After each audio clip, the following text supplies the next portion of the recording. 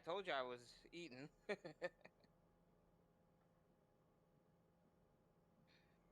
Okay. So something tells me that you were about to cut the stream. No, no, I was gonna go. I was gonna go anyway because this is a topic that uh, I actually have a. Comment about. Well, yeah, I have a lot of material that I can go over. Um, like it wouldn't just be me reading shit. But anyway, I think At least it's we're at least it's good live. that you're ready. Yeah, we're live. So anyone want? I guess let you introduce yourself first, and then we'll get into it. Welcome, ladies and gentlemen, boys and girls of all ages, to the BS Busters and Elite Podcast. I am Joe Right Airline Moonstar, and EA, you just had to go into my beep and turf, you mother beepers. Now, I don't know what they did, but I guess It's you'll it's explain in that. car it's in card game form, and it kind of bites me because it's kind of the thing that really bites you if you play trading card games. Yeah, I haven't played. These are digital trading card games, not physical, right? Yeah, that's the thing. They're Okay. going black market style.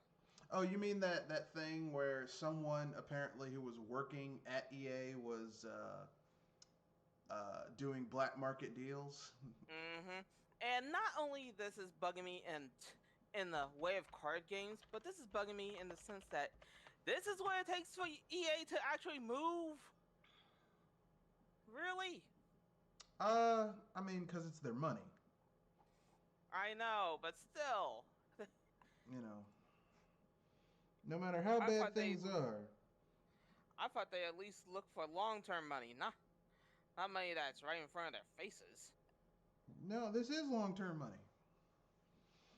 I mean, if EA, if you're Andrew Wilson, the CEO of EA right now, and because like the normal thing they used to say, well, games are so expensive to develop. EA has spent less money developing new games since Andrew Wilson has been CEO because they basically shuttered a whole bunch of studios, shut down studios, absorbed other studios into other studios. The vast majority of their money, like 5.31 billion dollars of revenue generated, was all from microtransaction games. Which is an annoyance because they have they've all they've been using it for is basically buying other studios, as far as I know. No, they are buying other studios. I mean, they use some money to buy the people who made Overlord and well, not Overlord, but yeah, Overlord and what was it? What's that? Those mid tier racing games, but that's mostly for the IPs that they hold. Fun. Yeah, yeah. EA basically at this point they have no need to buy studios when they can just put in microtransactions and make money like that.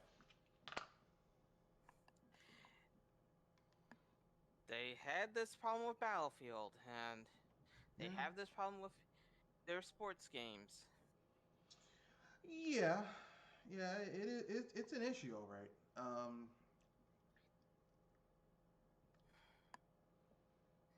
I mean, the way I feel about it is like this.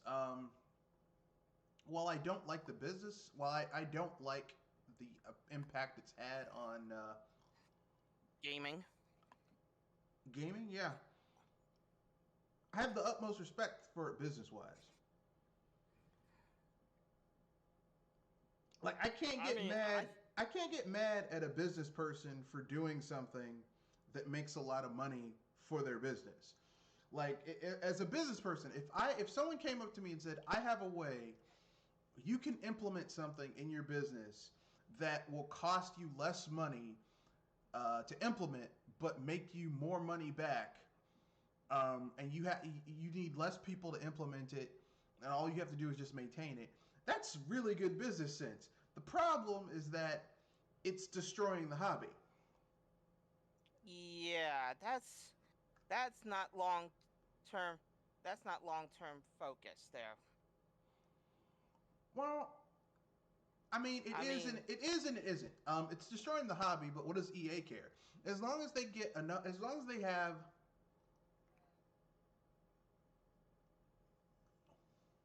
enough people who aren't bothered by paying $10 here, $20 there, $30 here, $40 there,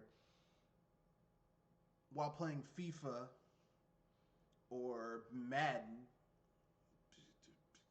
you know, like if there are like 30 million people playing Madden and FIFA in total in the U.S. and only like 5 million are spending, $50 a piece every month on those Ultimate Team packs and all that shit. That's $50. That's $50 every month. There's 12 months in a year. That's $600 that's for before the microtransactions, right? Ultimate Teams are microtransactions. I was saying before the microtransactions No, because those are the I already know that. microtransactions. On top of the game, the game itself is Oh, $60, but then the microtransactions are called Ultimate Teams and all that shit. So that's $50 a month they spend on those packs to build their Ultimate Team. and here I thought the the trash that was going on with Sword and Shield was bad enough. I Oh mean, boy. to be honest with you, I mean, look, listen, from a strictly business standpoint, okay, without having the bias of this is the hobby that I enjoy. From a strictly business standpoint, it's That really, is hustle, and I can admit that is a hustle that people oh yeah, could take view of. the hustle is strong. I'm not gonna knock. I'm not gonna look. I'm not gonna hate on the player. I'm not gonna hate. I'm not gonna hate on the game. The game is solid. My problem with EA is that like basically this microtransaction heavy philosophy has inundated other things. Everyone's doing it. Nintendo's doing it to some extent with some of their games. The Pokemon company's doing it. Activision is doing it. Like basically, when they saw that this one company could get away with it, they all started doing it, and it just has gotten worse. I mean, it's kind of like if it's like if you live in a neighborhood and one parent lets their kid get away with drinking and getting drunk and smoking weed because they're like, well, they can do it at home where I can watch them and make sure they don't OD or anything. Well, if one parent let their kids do it, then the other kids start thinking, well, we can do it too, right? It becomes well, their parents let them get away with it, so I can maybe I'm taught my parents to let me get away with it, and basically you wind up with a mentality where the bad habit is picked up by other companies, which is what we're having right now.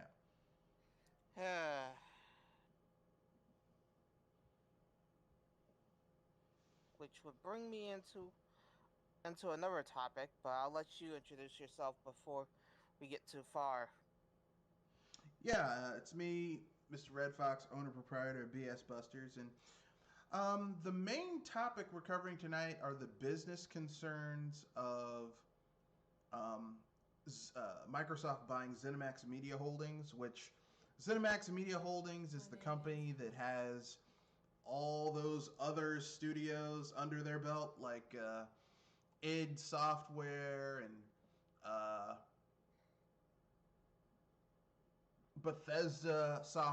Software, Arcane Studios. id Software, for those of you who don't know, they made a little game called Doom. You might have heard of it. It's kind of a big deal. I remember a code IDKFA. they also made a game called a little game you might before Doom. They made a little game that you might have heard of as well called Castle Wolfenstein.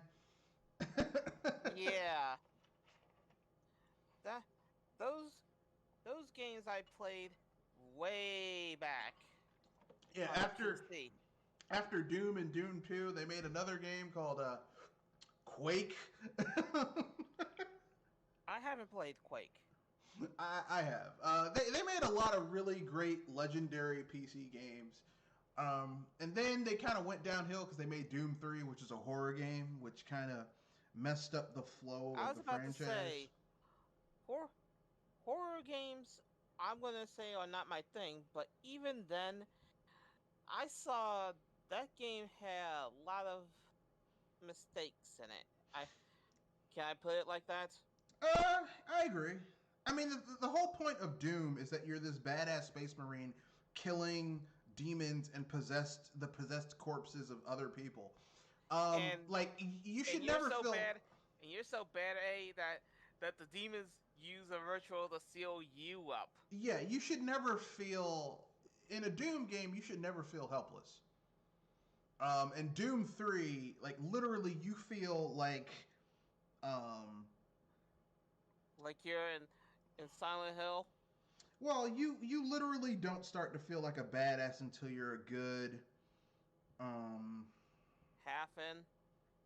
yeah, about halfway in. Hmm. Which to me is just bad game design, really.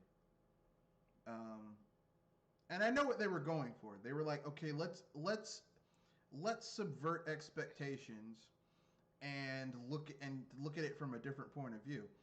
The idea was sound. The execution, you know, that's what people don't understand is that it's not enough for something to be a good idea. It's all in the execution.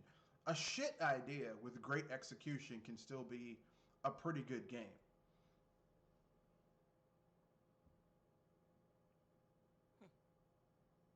Which a lot of people forget, but it is in fact true.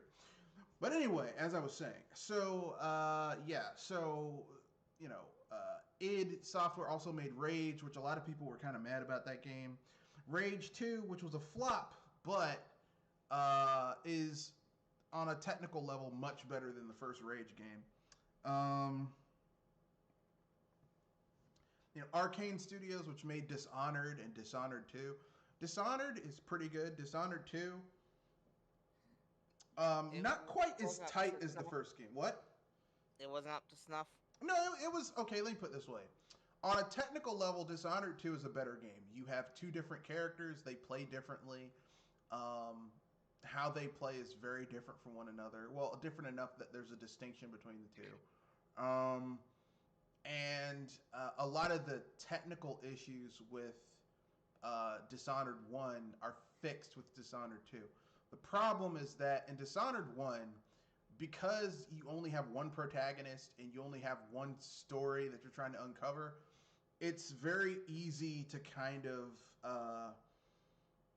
get through the game. And the story is tight. The gameplay is tight because you only have that one protagonist to deal with.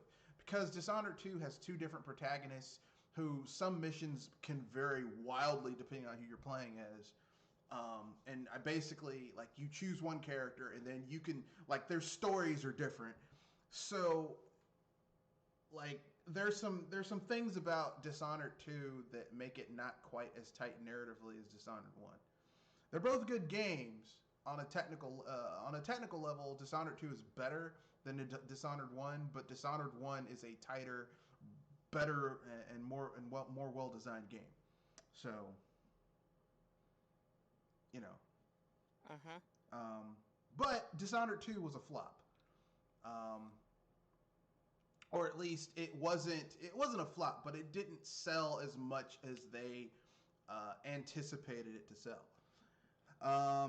And of course, Zenimax Holdings also holds Bethesda Softworks, which publishes a lot of games, but also Bethesda Softworks also has their own studio, Bethesda Software, which makes such games as Fallout 4, Fallout 76, Elder Scrolls 5, Elder Scrolls Blades, Elder Scrolls the Legends, the card battle game, the digital card battle game. So basically, my point behind all this is to simply say this: Microsoft is going to have a lot of tinkering to do. no, they're well, gameplay wise, they're getting a lot of games under their belt that will, Phil Spencer's up there playing coy. Well, we'll judge which games are coming to other platforms by a case basis. Yeah, I'm gonna tell you I right find now, that like if you think for a second that Elder Scrolls 6 or Starfield or any of the games that are going to be major system sellers, if you think for a second that those games are going to be coming to PS5, then I have somebody some has a land in bridge to China to sell tell you. you. Yeah, I have some land in China to sell you. And I'll sell you 100 acres for $1. Not $1 an acre, all 100 acres, $1. Yeah, and for 50 cents more, you can have a bridge to nowhere. For 50 cents more, I will sell you the rights to an energy machine that if you pour a glass of water in it, will produce enough energy to power an entire city for a week. For 50 cents more. Okay, Red, you beat me on the deals there. My point is that if you're a PlayStation owner and you're sitting there thinking, "Oh my God, uh, there's a chance." Yeah, you might get those games coming to the PlayStation, but they're going to be like, I wouldn't be surprised if those games are 2 or 3 years coming to the PlayStation afterwards. It's gonna be a while before those games are gonna hit that system. Um,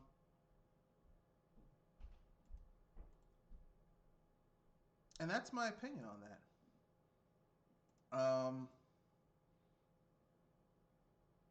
But what do you think about it?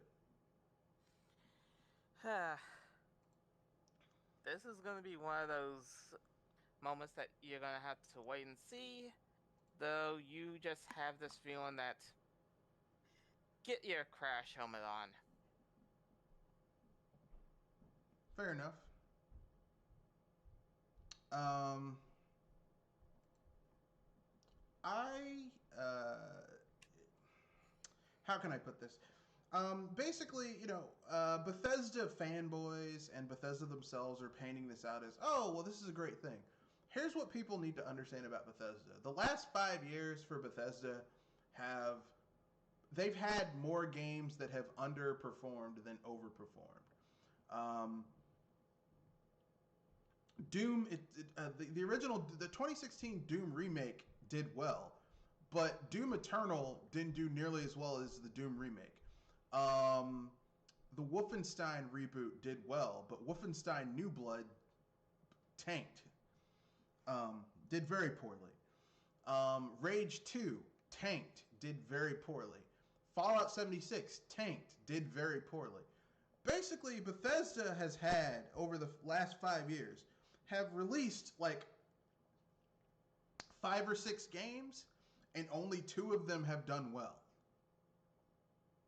Okay, they've had 4 AAA games lose potentially billions of dollars each.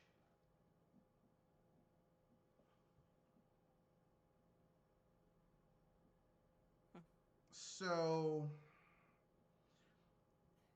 basically, what I'm saying is this: I think that once Robert Altman died, and Robert Trump died, he was also on the board of the head of Zenimax. I think at that point, a lot of people saw the writing on the wall and were like, "Let's cash out while we can, and let this shit be someone else's problem."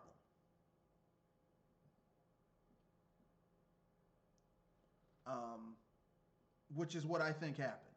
Now, these are just my, this is purely anecdotal because Zenimax Media Holdings was a private company, and basically like they we didn't see what their portfolio looked like because it was a privately held company. But I mean, you can look at the games that have come out, which we can look at the sales at, and like I said, Fallout 76 failure, um, Rage 2 failure, Doom Eternal did not sell all that well, not what they were, and it was underperforming. Dishonored 2, I think underperformed as well. Um, there was another big game they came out with that kind of underperformed. Like basically, like a whole bunch of their projects did not do what they wanted them to do. So I mean, basically, and we already know about Fallout 76. So I think them getting bought by Microsoft is as much a lifeline as it was, for them as it was Microsoft getting those IPs. With that being said,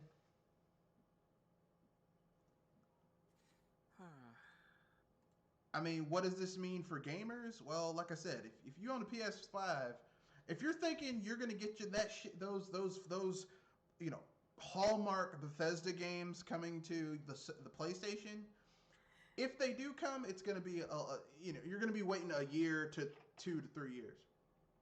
I was gonna say they're gonna be waiting for games longer than the Nintendo fans at times. I don't think Nintendo fans are gonna get it.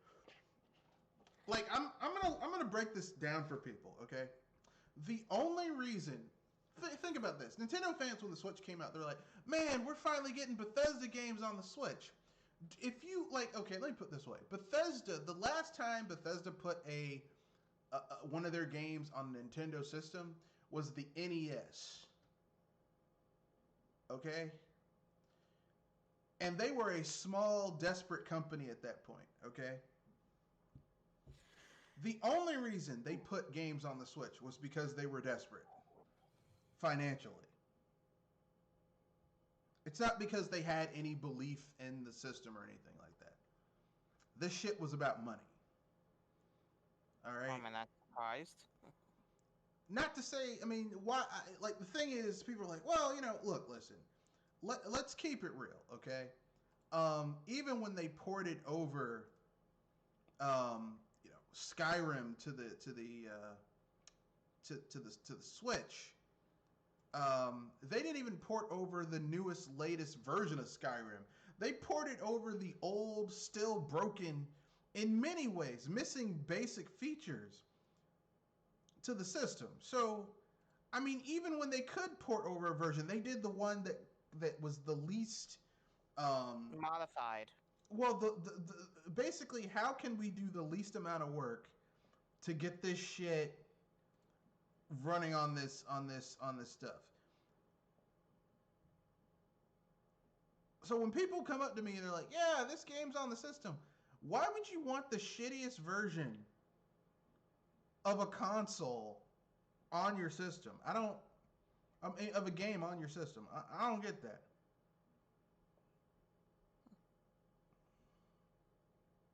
But,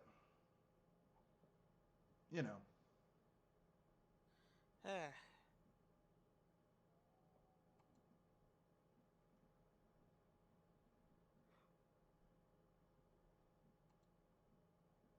And I can only hope that at least for the Microsoft gamers that Bethesda fixes their beep. Well, but that's as likely as seeing a meteor crash into the waters and dry up the place. Well, I mean, that's where the second thing comes in because, I mean, like, here's the thing, okay? Todd Howard, the guy who, in my opinion, has basically been both a boon to Bethesda but also kind of fucked it up. He's like, well, now that we have all these resources that Microsoft has, I was about to say, he's their monkey paw. We'll be able to do X, Y, Z. I'm like, okay, let's keep this shit real, okay? Let's keep it real, okay? I guarantee you that a lot of those games that you're still going to get broken, busted up games from, excuse me, from Bethesda. They can't help themselves.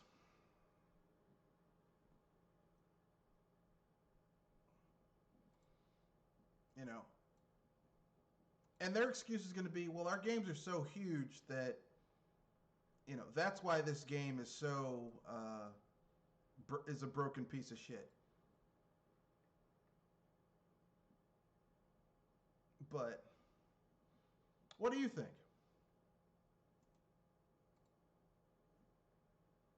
Hmm. As I said, I consider this guy the monkey's paw. You you get a wish, but it's not gonna turn out as good as you imagined it. All right. Um, Though you probably got a better euphemism for it. I mean, I think the man. I think like okay. I enjoy some of the games that he's made. Like I like Elder Scrolls Oblivion. It's not perfect, but it's fine for what it is. But I also think Todd Howard has made a lot of the games um, overly simplified.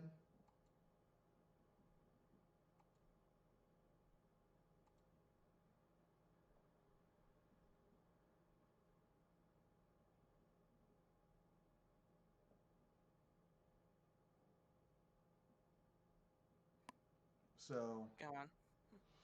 I mean, like I said, I just think that the problem with Todd Howard is he makes his games overly simplified. And like to me, like there are many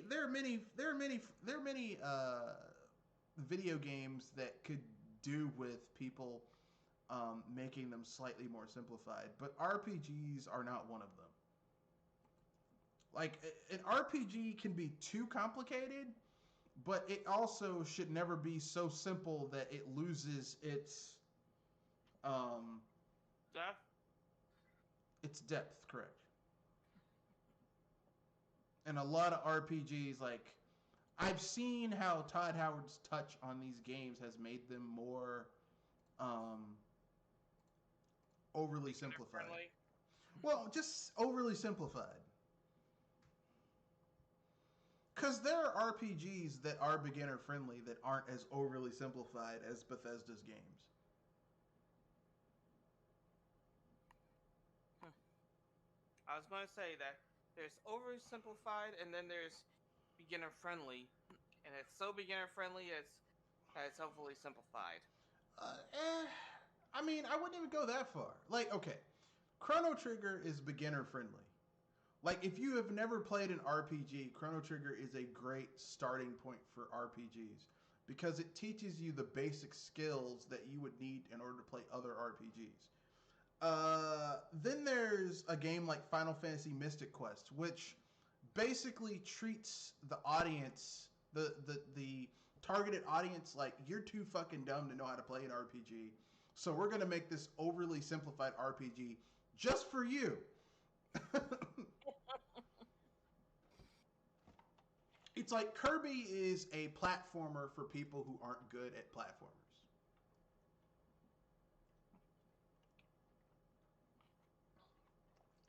That's what Yeah. Kirby was built for. Kirby is a platformer for people who aren't good at platformers because Kirby can't really like the big thing about platformers is precision jumping and falling into pits. Well, if you die in a Kirby game because you fell into a pit, it's on you because Kirby can fly.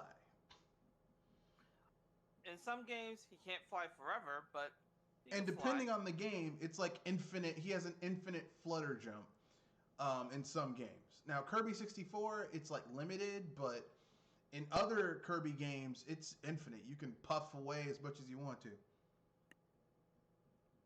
I said in some games, Well, but I mean, yeah, that's what I you're said. right. In certain games, in some games, it's not infinite. Like I said, in Kirby 64, it's limited. But in other Kirby games, like Kirby 64, I mean, not Kirby, Kirby Superstar or Super Ultra Star, or yeah, Super Ultra Star, or sorry, Ultra Superstar, Mm-hmm. Infinite. You can fluff, you can puff as much as you want to, flutter jump as much as you want. So my point behind this is to say this. Like I think Todd Howard has made some Bethesda games that I like. Like I said, I like Oblivion. I think Skyrim is a good idea in theory, but the execution is shit.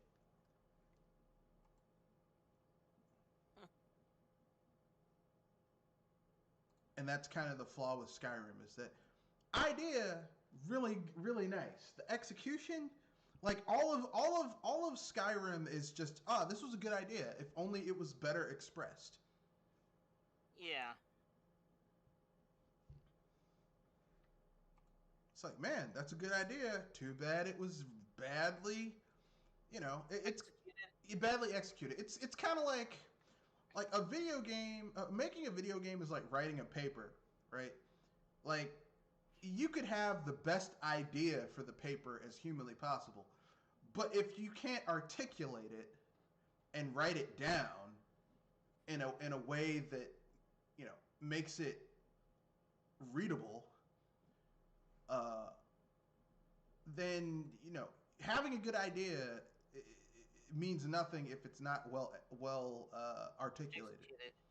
And that's the problem with that's the problem with a lot of Bethesda games. Like, okay, Fallout 76 comes from the idea: what if there was a Fallout game that was multiplayer that you could play with your friends? That's a good idea.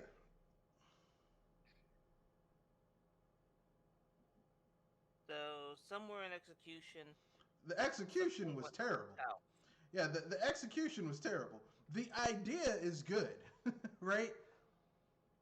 Mm-hmm. It's like if someone came up to you and said, "Hey, let's make a 3D multiplayer Mario game, um, like platformer that has, that's multiplayer where you can play with your friends and shit." That sounds like a good idea. That actually could be fun, because I mean, people playing co-op with each other in order to make stuff work, and then other people screwing people over in order to in order to get certain things. I mean, that's all really awesome. The problem is that it's all in the execution. You know what I'm saying? Yeah. And I'm not gonna say that is strictly a Bethesda thing, because there are games that are made by Nintendo where I was like, man, that was a good idea. Too bad that execution was shit, though. Yeah. Like there's no monopoly on good ideas with terrible execution. Case in point, Skyward Sword is a good idea. Execution, terrible.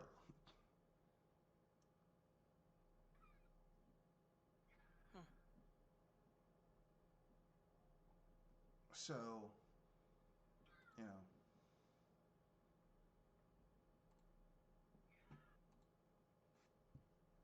But Sure it anyway, happens. But hey, anything you would like to add before we move on to the next topic? I think I'm all right. So something tells me the next topic is going to be something that either I covered or something that you brought up Well, recently. it's more Bethesda stuff. Todd Howard admits that there was very little they didn't screw up on Fallout 76. Speaking of good ideas with terrible execution, Oh, Howard. Theodore, because that's his real name, Theodore. Theodore. Oh, that's a good one. Theodore, what have you done? Theodore! I always liked Theodore in the Chipmunks. Yeah. Actually, no. My favorite chipmunk was Simon. But Theodore was always fucking up in the Chipmunks. Like he almost more, except Theodore was earnest. Like Alan would fuck up, but it was on purpose. Whereas Theodore just couldn't help himself. You know, he's like, Theodore, what have you done this time? You know, Yeah, it's like this one Theodore is adorable and tries to not get in trouble, but trouble always finds him. no, Todd Howard is adorable. He's like 5'6", and even though he's like older now, like he's a small in shape man. He's just kind of his games are just not that good in my opinion. Oof. His games are not. Ultimately, for me, it boils down to the games. Like Shigeru Miyamoto is not a good-looking man, but I mean, I like the games he's designed, so I don't really care how he looks. But Todd Howard, those games are Yikes.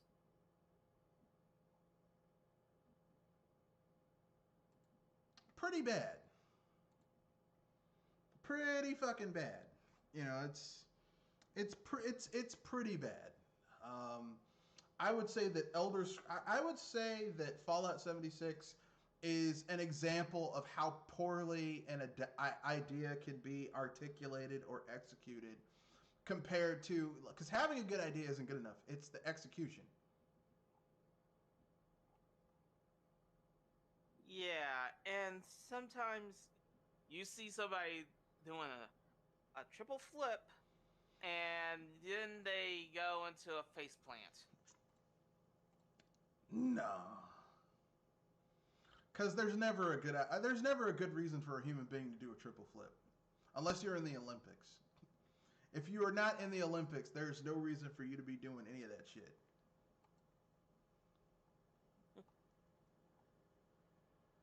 But as I was saying, Fallout 76. Fallout 76 failed from multiple directions, and I will read the article directly from the source because it's important to get information directly from the source. This is an article from PCGamer.com. Todd Howard. There was very little we didn't screw up on Fallout 76 launch. I would say it's still screwed up, but that's my own personal opinion. In a live stream conversation between Xbox and Bethesda executives today about their newfound partnership. Oh, you mean they own your asses? This is not a partnership. A partnership is where both sides have equal say on what's going on. If I'm your boss, that's not a partnership. That is, if you want, you do what I fucking tell you to do. Right? Yeah, you do what I tell you to do with it if it's within the scope of your job description. But anyway, game director Todd Howard was blunt about the state of Fallout 76 when it came out in 2018. When that game launched, the litany of issues we had, and we let a lot of people down. And well, there was very little we didn't screw up, honestly, Howard said, talking about the launch of the troubled multiplayer RPG. Fallout 76 was rife with technical problems and performed poorly at launch. It was also missing a lot of what we liked in Bethesda Fallout games, like NPCs that made the world feel lived in. To Howard, though, that service game stumble should be easier to avoid now that Bethesda is under the protective, platform-sized wings of Xbox. Howard was hopeful that the acquisition by Microsoft will help Bethesda's games be better tested at launch, and that access to the Game Pass ecosystem will enable things like public betas much more easily. Bullshit. I couldn't even fake cough bullshit right there. I was about to say that was fucking bullshit. Oh god, I almost went into song. It wasn't even. I can't even fake it. Howard went as far as to imply that being available on Game Pass at launch would have made Fallout 76's first months much easier. No, it wouldn't have. Howard has previously stated that he regrets not having a free beta for Fallout 76. A free beta for that game wouldn't have fixed the litany of issues that game had. The fact of the matter is that game needed another year. You need real play testers. Well, that game needed a year in development, period. But anyway, to finish out this article, he also said that as a business model, Game Pass makes more viable certain games, certain kinds of games that a studio like Bethesda might have hesitated to develop in the past. Fallout 76 came to Game Pass in July 2020. He tied the story of Fallout 76's launch to Bethesda's ongoing relationship with Microsoft, saying that at the time he had called Phil Spencer the head of the Xbox brand. Spencer put Howard in touch with people at Xbox who were able to aggregate data about similar games to help Bethesda focus on solving its most pressing issues. Interestingly, Howard rounded off his comments by noting that Fallout 76 is one of the most played games on Xbox. It's not the first time that Howard and Bethesda have been very direct about the issues surrounding Fallout 76, even apologizing just a few days after launch. Howard has previously noted that the game had a lot of difficulties during development and that Bethesda was aware of the issues and ready for a rough launch.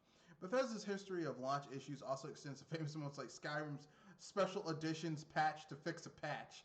The studio's sprawling games have an understandable reputation for bugs. Perhaps Bethesda will shake that piece of its reputation as its integration with Xbox progresses. Okay, so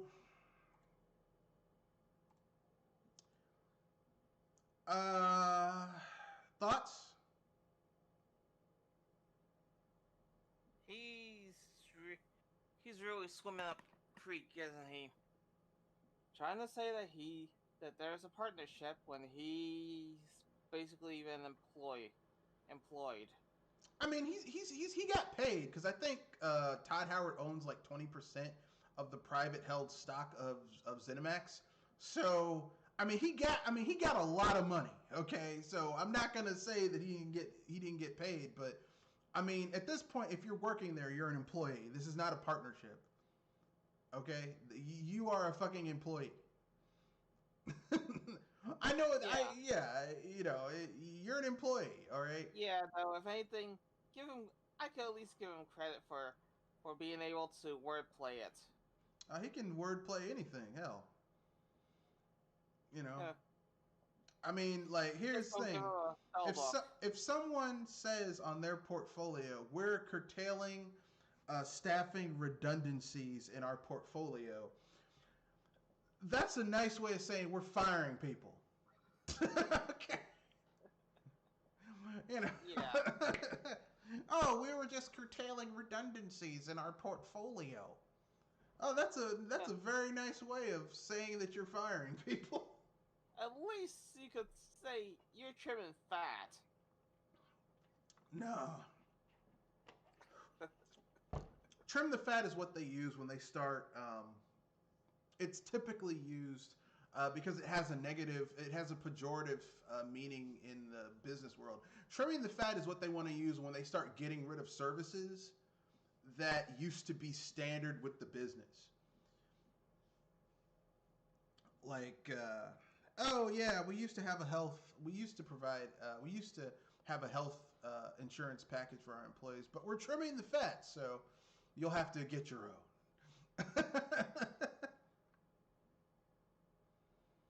And the way I feel about it is, if your business model is so bare bones that you have to get rid of basic services that should be standard, maybe you shouldn't be in business in the first place. Maybe go do something else. I don't know. Packaging. I mean, any type of business. If your business's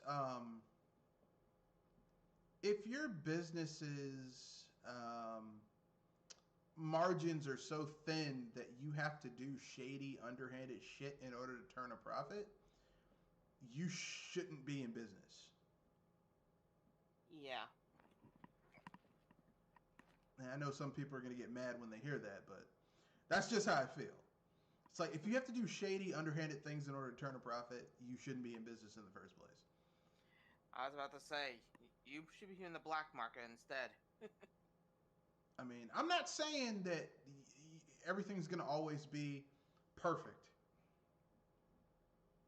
because that's a misnomer. But if you have to do like legitimately shady, fucked up shit in order to turn a profit, you don't need to be in business. Go do something else. I don't know what, but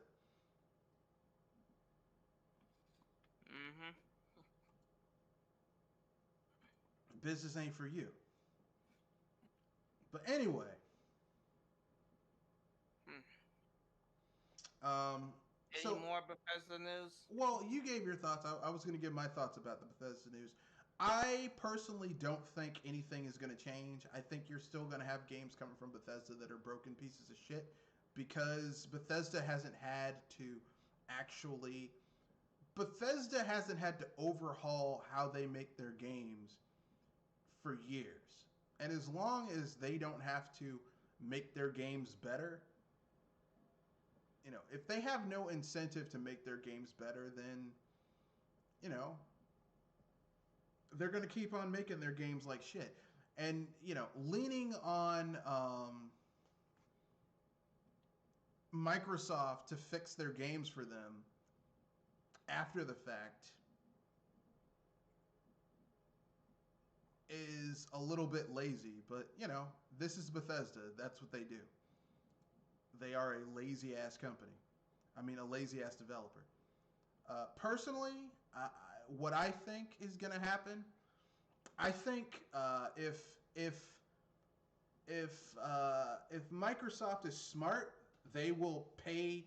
They will have some of their legendary developers on staff go and overhaul the engine that Bethesda uses to make their games, because their games need a major overhaul.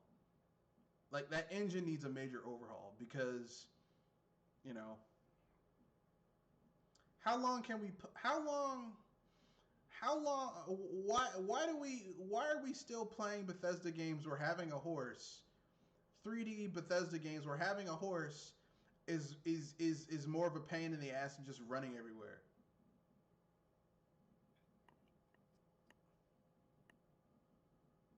You know, Um, and I'm surprised that the engine hasn't been updated. I mean, would you even run an engine that old in your own car, in your own vehicle? well, it's not even the problem with the age of the engine, because foundationally the engine that they use is based on NetImmerse. It's an old engine, but I mean, NetImmerse was used back in the day for MMOs, so that a lot of NPCs or other player characters could exist on the same server or instance without it crashing. So really, for open world games, it's actually perfect for that thing. The problem is that Bethesda, instead of overhauling the engine and modernizing it for a more modern age, they just keep on adding other shit to the engine with this sloppy code and getting it just stable enough that they can put shit on it, but not that it runs very well. It's like having a car that's been fixed just enough to get you the 20 miles to your job and the 20 miles back to your house, but don't do anything else with it. I was about to say, the only thing you could spare for that car would be basically gas. I mean, basically, I mean, or just I mean, the problem with Bethesda is that they are essentially just kind of their games are made in such a way with the engine that they use. With the engine that they use for their Fallout and Elder Scrolls games, that engine, the foundation is good, but everything else they've added to the foundation is trash. I mean, it would be the equivalent of, you have a 2,000 square foot house and you add an elevator to it. It's like, this house is not built for an elevator. You know, like a 2,000 foot 2-story house, and you add an elevator to it. Not a dumbwaiter, a full on size elevator. It's like, this is not built for this. And that's the problem with Bethesda, is that that engine is solid, but there needs to be a major overhaul to it to make it more stable. And Bethesda they've never invested in doing it. Like, when they should have, like, when Skyrim was released in 2000, and let me check. Skyrim, I'm betting near 2014. you could be right, but no, I said 2011. yes. It was released in 2011. Okay. So 10 years ago, okay, when Skyrim was released, okay, maybe not initially, but 3-4 years into Skyrim's release, they should have been taking their money and Investing it in modernization. of Yes, certain correct. parts. They should have been taking their money and modernizing that game.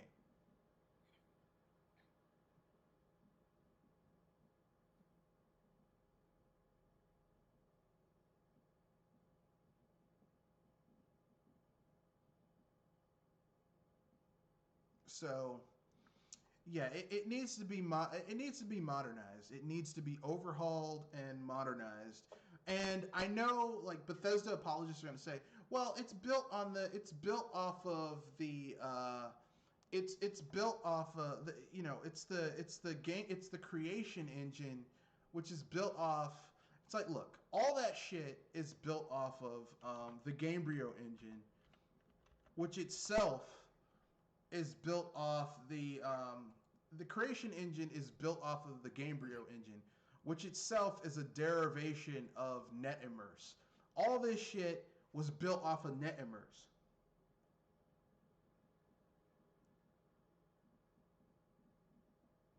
Okay? And there's nothing wrong with NetImmerse. There are modern games that were made with NetImmerse.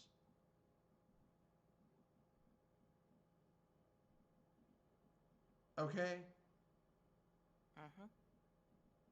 So when people are like, "Oh, that game was made with NetImmerse," yeah, there's nothing wrong with NetImmerse within and of itself. There's nothing wrong with the Gamebryo engine. The problem is that Bethesda just keeps on adding new shit to it without actually, um, like, overhauling the code that goes with it. So, you know, that's Bethesda for you. Kanoshi, how's it going? Introduce yourself. It's Kenoshi Abominito. Here to say sorry I'm late. Just was taking a nap, and it went over. I was just kind of tired today. So. Man, I understand. I normally, before I do these on Saturday, I take a nap too. Like, I take like a 20-30 minute nap before I go on these, Yeah. because if I don't, I will be lagging and nodding off, and Feeling that's not good to tired. do. That's not good to do. Not during a podcast. But yeah, so yeah, we were talking about Todd Howard admitting that there was very little they didn't screw up on the Fallout 76 launch. I would say Fallout 76 is still screwed up, but that's my own 2 cents. Yeah. He's like, well, a lot of people are playing it on Game Pass. Yeah, because it's essentially free with Game Pass. Like, if you have Game Pass, which if you own an Xbox, it doesn't make sense for you not to have Game Pass. You're essentially getting it's like Netflix. There's shit that you would never watch in a movie theater that, because it's on Netflix or Amazon Prime, you'll watch because you're like, I'm already paying for this. I might as well watch this shit. Like that doesn't make Fallout 76 a success or a good game. Yeah.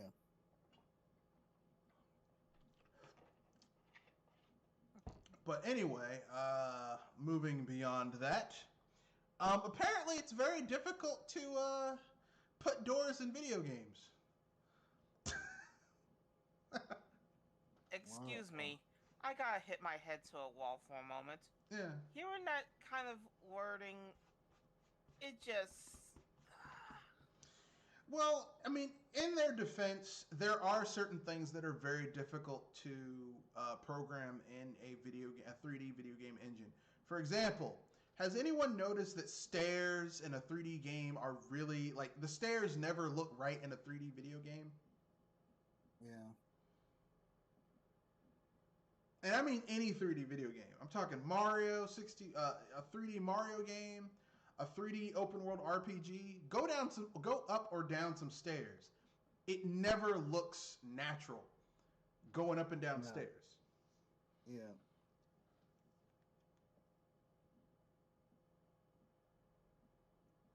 And I don't know why. I don't know why stairs are so difficult. Um, Steps are usually one step at a time, trying to go without tripping, no, I mean and they've stairs. been treated like ramps. Look at any game. Like, the way they get around that is that they'll have a ramp and they'll put a stair texture on it. But I mean, like, legit stairs where there's like individual steps. It never works. Like go play Mass Effect 3 where you have to go up or That's down what some I was stairs. saying. Mass Effect 3 tried to do it. You go up some stairs and your character you're running full tilt. Your character will slow down and slowly go up or down the stairs. I'm like, man, these dudes are shooting at me. Why are you going up and down these steps like you're trying like you got diarrhea and gas at the same time, and you're just afraid if you move too quickly you might shit yourself. Like, why are you running like that? People are shooting at you. But apparently stairs, they did the same thing in Mass Effect Andromeda. Like, when you go up or down some stairs, your character could be running stairs. Oh, okay, let me just gently, like they're gonna like it's a little kid learning how to walk, and they get to some stairs and they're like, if I move too quickly I might fall and bust my big ass head. If it's a boy, because little boys for some reason have big ass heads. Yeah. It's like, God damn, how do you walk around with that big ass head? Shit. I feel sorry for your mom if she had you naturally. Oh boy. With that big ass head. Yeah, I like picking on. I like picking on big ass head children. Because it's funny saying big ass head. But anyway, yeah, apparently this is Jules' topic. Developers say it's hard to put doors in games. I will give credit to BioWare with how they basically hid the loading for new areas with the elevator conversations. I think that was pretty smart and interesting. Like I'm not angry about load times in video games for transitions from one scene to another. It's just when it's lazy, like Dragon Age 2.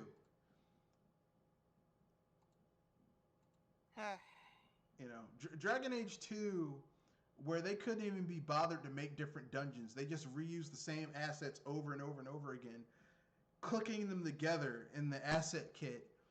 Where literally, like, you'd go into one dungeon that might be like inside the city and like these busted up craggy ass townhouses in the game, and then you'd go into another dungeon in the same area, and it would be basically the same place except one doorway would be sealed shut and you couldn't get through there. You couldn't even interact with it. That in the previous dungeon you could. I mean, that game is really poorly designed. Like, it is. Oh man. It's designed terribly. Dragon Age 2 was the start of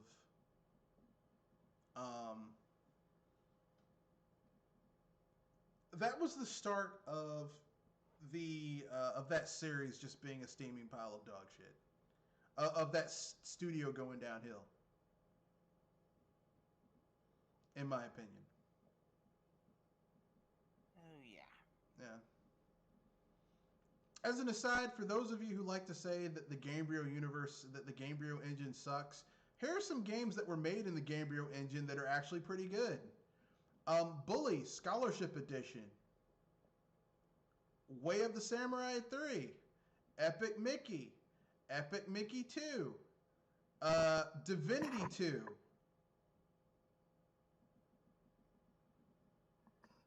Yeah. Larian Studios made that shit. Civilization 4, Sid Meier's Pirates, Oddworld, Munch's Odyssey.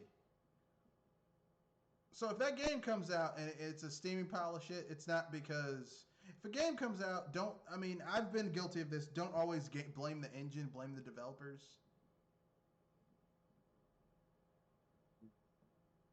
Just saying. But anyway, back to the original topic. Yeah, it is what it is. Let's see. Other topics.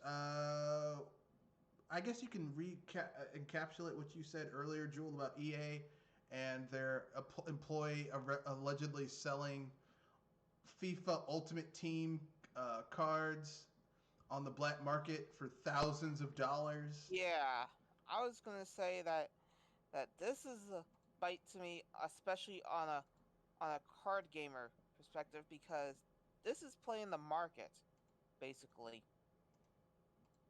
You get what I'm saying, right? They were playing something. I'll give it that much.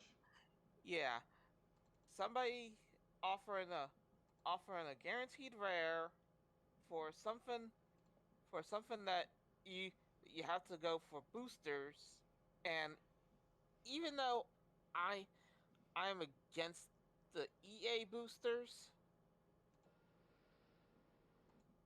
it just shows how rigged that system is, to the point that it makes me wonder how come EA has not been fined for anything like this yet. But then again, I remember where we're living. Yeah, yeah. Money talks and bullshit walks. And as long as EA can hire lobbyists, they'll get away with it. Unfortunately.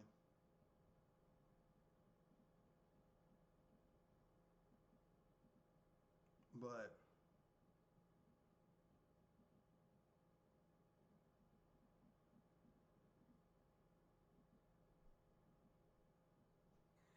So, sir, I mean, if you are able to get us a highly rare card for way for about $100, where the pack we're trying to get from packs could be about $5 each. yeah, but I mean, in order to get the card, you might spend $500 on 50 on 100 packs. You If know, you're looking for a a specific, specific one, yeah, a specific yes. card.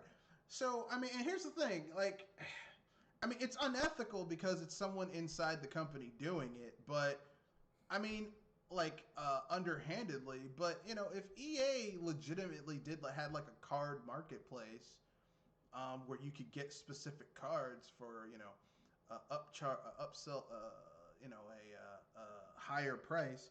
I mean, I understand the business aspects of it, but I mean, like, I understand the ethical issues with it, but I mean, business wise, I wouldn't be against it.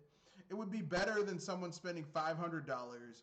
Like, I'm pretty sure if EA said, okay, look, we're gonna have this rare player available for $50, and you can buy them for $50, or you can try and get them in our pack, which has like a 0.01% chance you'll get them, and you'll basically spend $500 trying to get this character, and you'll get a whole bunch of duplicates and characters and shit you don't care about. Like, I mean, it might be cheaper to pay $50 and get that than spend the 500, but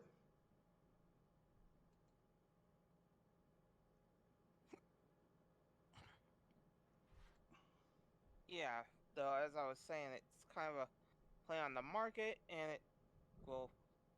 And I could already tell that EA is going to be trying to find out who's been selling.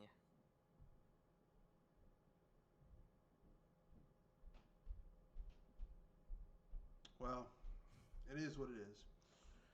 Um, but you know, personally, I just kind of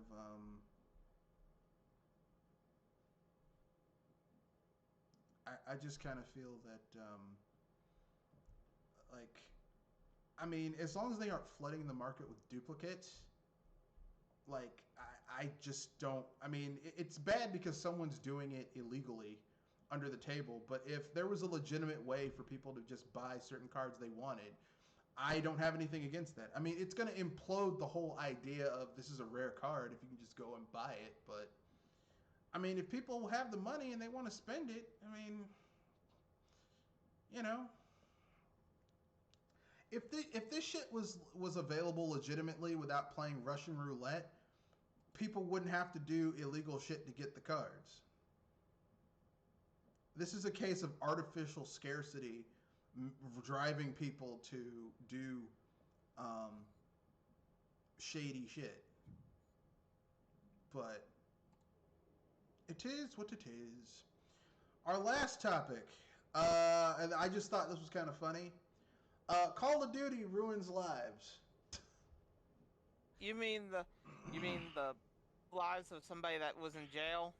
Yeah, a man escaped You're right prison there.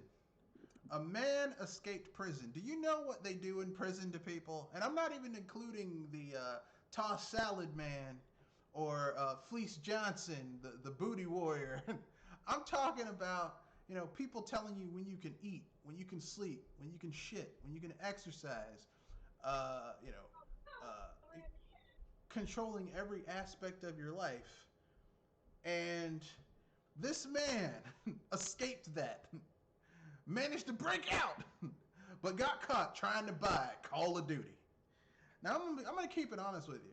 Okay, I like to play video games, but if I escaped from jail, there wouldn't be a video game on planet Earth I would put my freedom from escaping the jail on my freedom on the line for any game. I don't care any game. There's certain franchises I love. Love Legend of Zelda. Love 3D and 2D Mario games. Love 2D and 3D Zelda games. You could tell me that Square Enix is coming out with Chrono Trigger 2, made by the original people who made Chrono Trigger 1, in a similar art style as Dragon Quest 8, and I still would be like, nah, I'll hold out. I'll hold out. But this shows this man has poor impulse control because he's a criminal, and criminals have poor impulse control, and clearly this guy had poor impulse control. I mean, he went out. He got busted attempting to go buy Call of Duty, and now he's in jail taking it in the booty. Oh. Yeah, I rhymed duty and booty. So immature of me. So with that being said, anything you guys want to add before we move on to the final segment, A-hole of the week? What were the stories you guys talked about before I came in? Oh, well, our big segment was the acquisition of Microsoft, by Microsoft, of Zenimax Media Holdings, which includes id Software, Arcane Studios, Bethesda Softworks, and Bethesda Software. I mean, Microsoft has gotten their hands on a lot of IPs by buying Zenimax. Okay. And we talked about that, both the business aspect of it and the gaming aspect of it. We focus mainly on the gaming aspect of it. You have any thoughts you want to add about that? Not really, except that Microsoft now. Yeah, I guess the only thing to add is that Game Pass has a lot more games to play now. Oh yeah. I'll tell you right now, Game Pass is a total. That is a major business. I mean, whether you have PC or an Xbox console, Game Pass is a value proposition. Because, I mean, even if you get Ultimate Game Pass, which I think is like $15, $20, $25, that is a lot of...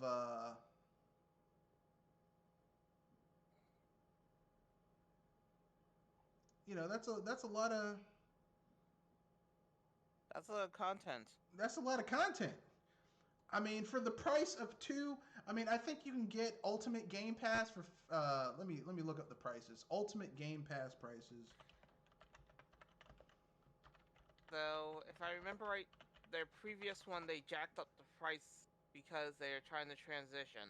Yeah, for Ultimate Game Pass, for 12 months is $189.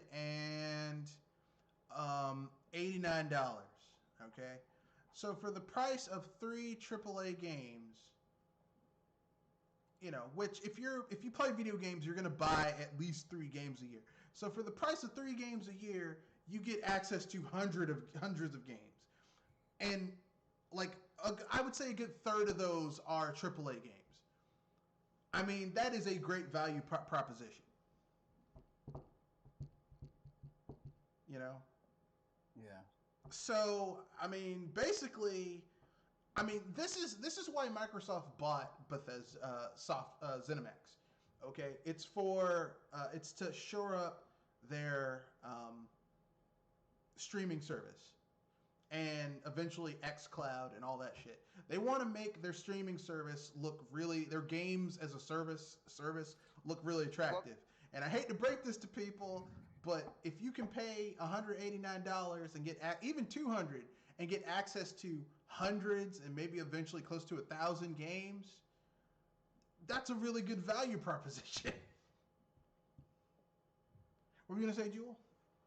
I was going to say that it depends on what content they have, and there, I will admit that there is plenty of content. Though surprisingly, all that content hasn't made me think of buying something of Xbox quality. Oh, I agree. I agree. A lot of the games that are on X Pass, much like anything else, I mean, it's like any other service where you get a whole bunch of stuff with the service. It's like Netflix or Amazon Prime or HBO Max. There's tons of shit I'm not gonna watch on that, but there's also tons of shit that I'm watching only because it's included with the service. Oh, God, boo. I mean, there's some good shit on HBO Max. Like, you get the entire Matrix trilogy on there. Nah, I I was gonna say that it's another topic, and I was gonna say I could agree with you on that because of there's stuff on Hulu that is not that is not shown on Netflix. There's some things that are shown on another channel that you can't get anywhere else. Yeah, I mean, Hulu has some pretty good stuff, though. Hulu has some edgier stuff that I would not have associated with a media service that is owned by Disney, like Pen 15. I'm like, this is not for kids. This is, I mean, actually no. Pen 15 does deal with a lot of things that maybe kids should watch, but I mean, whatever. Anyway, but I get what you're saying. But yeah, Xbox has made some really good inroads. They have a lot of really good games on there. EA Madden 21 devs, pitiful response to low Google user rating. Well, 2 is better than 1. Yeah, you're right. 2 is better than 1. Unless you're a Let me dude, guess. unless you're a dude who has 2 dicks versus 1 dick, then that's not good. There's something off by that. I was gonna say, where the heck did that one come from? 2 is not always better than 1. I mean, here's the thing. I'm not going to blame EA for this. The problem is that this developer for this. The problem is that there is no competition for Madden, and when you don't have competition, you don't have anything to push innovation or new ideas. So they have no incentive to do anything to do better. They're the only game in town if you want to play a football game that has these NFL branded teams. Yeah. And Unless you want to play a hacked version of Super Tecmo Bowl on the SNES or Tecmo Bowl on the NES, which I have both of them. Yeah. So I was gonna say, EA, if you were gonna say that 2 is better than 1 like that, here's 1 and here's 2. And people are not seeing this, but I got the middle digits. Fair enough. Fair enough. But anyway, so those are my opinions. I mean, that's all we can say. I was going to talk about the scientists troubleshooting a 2,000-year-old computer that they used for calculating the orbit of the planets, which is fucking awesome. Yes. But yes, that is not pertinent to the conversation, so I will not. I guess we can do the asshole of the week and then wrap things up. Who wants to go first? So many choices. I got 3. Take-Two with their offering push for $70 games. Okay. EA with their BS that they're pulling with their card gaming. Okay. Well, quote unquote card gaming. And 3 is probably going to be the in this group.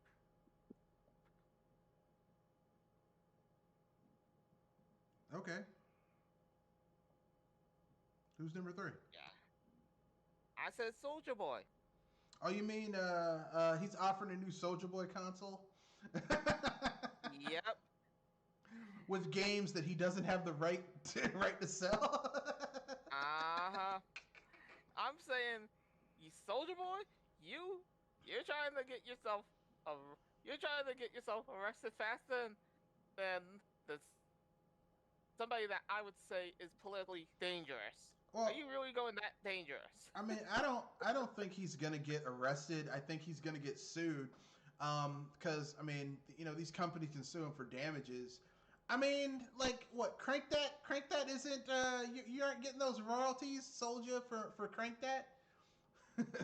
Crank that's not doing anything for you these days.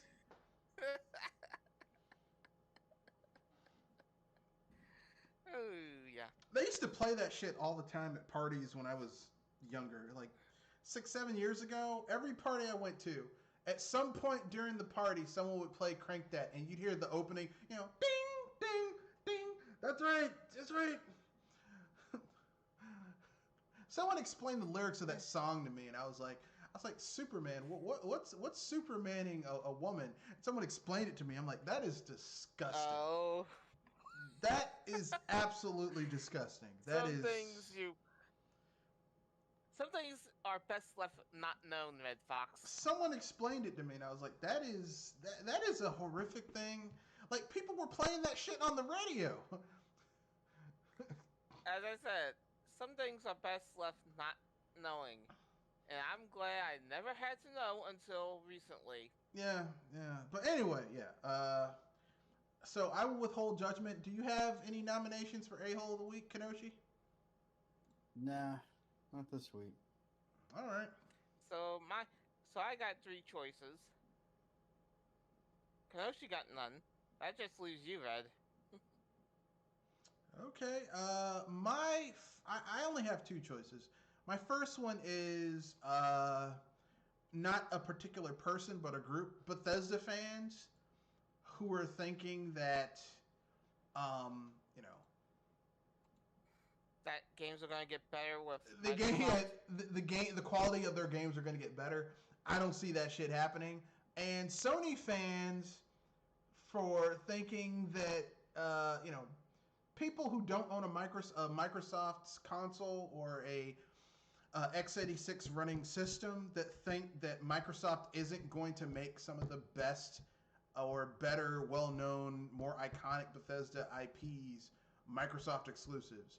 Are you fucking insane? So, they're like, no, it's not going to happen. Come on, man. That doesn't make sense. Look, let me ask something. Are you, even though the Pokemon company is now a third party, are you playing Pokemon on the PlayStation or the Xbox? No. Want to know why? Because those people know whether fucking bread's buttered. Insane.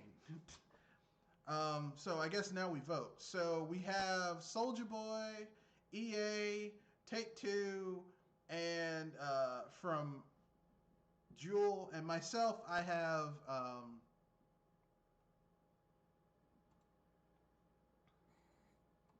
Bethesda fans and Sony Bethesda fans and Sony fans. So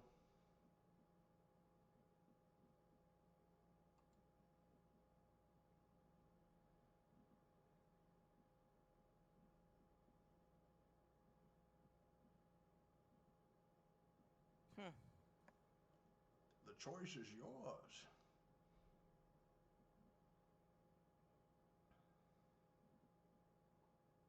Hard call.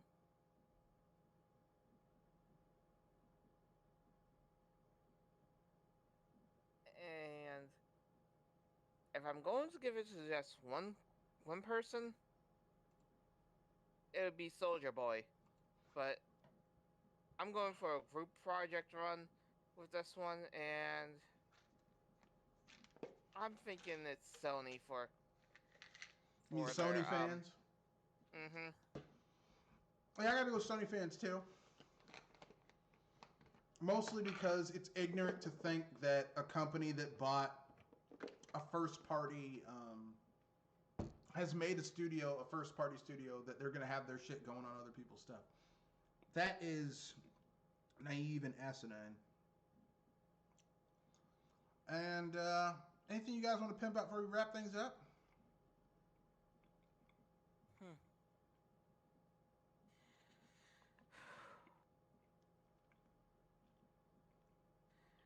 Not that I know of on the spot, sorry. All right. So, if anything, thank you, ladies and gentlemen, for joining us on the Bullshit Busters. That's right. Kenoshi, anything you want to pimp out before we wrap things up? No? No. All right. That's the end of the podcast. Remember, rate, comment, share, subscribe. We have a podcast every week, Wednesday and Saturday, 7:30 to typically 9 o'clock. Sometimes we finish early, sometimes we finish late, but it's normally 7:30 to 9 o'clock.